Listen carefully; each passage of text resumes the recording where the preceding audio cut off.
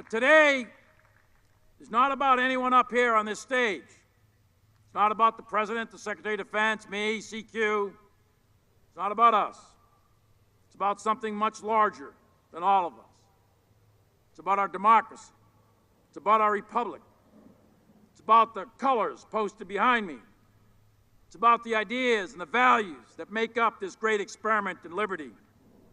Those values and ideas are contained within the Constitution of the United States of America, which is the moral North Star for all of us who have the privilege of wearing the cloth of our nation. It is that document, the idea that is America, it is that document that gives purpose to our service. It is that document that gives purpose to our lives. It is that document that all of us in uniform swear to protect and defend against all enemies, foreign and domestic. That has been true across generations, and we in uniform are willing to die to pass that document off to the next generation. So it is that document that gives ultimate purpose to our death. The motto of our country is E pluribus unum. From the many come one. We are one nation under God. We are indivisible with liberty for all. And the motto of our Army for over 200 years, since 14 June 1775, when a company of Pennsylvania riflemen formed it, the motto has been, "This we'll defend." And that this refers to the Constitution of the United States, that we, the people, in order to form a more perfect union, to protect the liberty of this country. You see, we in uniform are unique.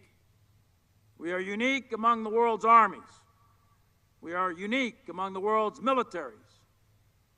We don't take an oath to a country. We don't take an oath to a tribe. We don't take an oath to a religion. We don't take an oath to a king or a queen or to a tyrant or a dictator. And we don't take an oath to a wannabe dictator.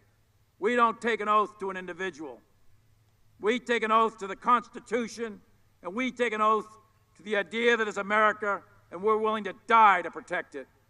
Every soldier, sailor, airman, Marine, Guardian, and Coast Guardsman, each of us commits our very life to protect and defend that document, regardless of personal price, and we are not easily intimidated. More than 1.1 million in uniform have paid the supreme sacrifice, to include the 400,000 that rest in eternal peace at Arlington National Cemetery. Those who sacrificed themselves on the altar of freedom in the last 2.5 centuries of this country must not have done so in vain. The millions wounded in our nation's wars did not sacrifice their limbs and shed their blood to see this great experiment in democracy perish from this earth. No, we, the United States military, will always be true to those that came before us. We will never, under any circumstances, turn our back on our duty. Thomas Paine famously wrote in his pamphlet, The Crisis, "These are the times that try men's souls. The summer soldier and the sunshine patriot will, in this crisis, shrink from the service of their country. But he that stands by it now deserves the love and thanks of men and women. And tyranny, like hell, is not easily conquered."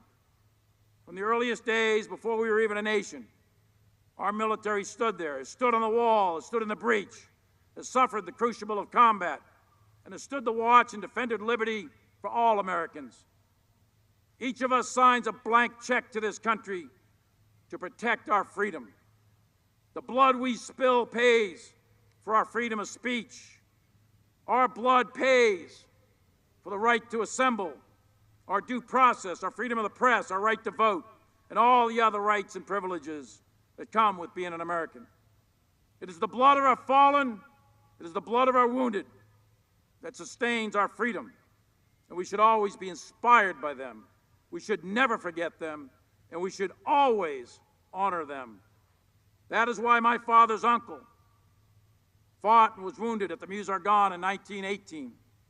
That's why his other uncle fought and was hurt at Gallipoli in 1916.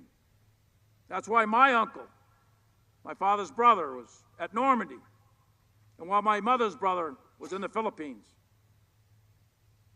That is why yet another uncle fought in Korea and my cousins fought in Vietnam. That is why my mother treated those returning from the Pacific. And that is why my father hit the beach at Iwo Jima. So that we, the people, in order to form that more perfect union, may enjoy the fruits of life, liberty, and the pursuit of happiness. We, the American people, we, the American military, must never turn our back on those that came before us. And we will never turn our back on the Constitution. That is our North Star. That is who we are, and that is why we fight. Thank you, and may God bless our military, and may God bless the United States of America.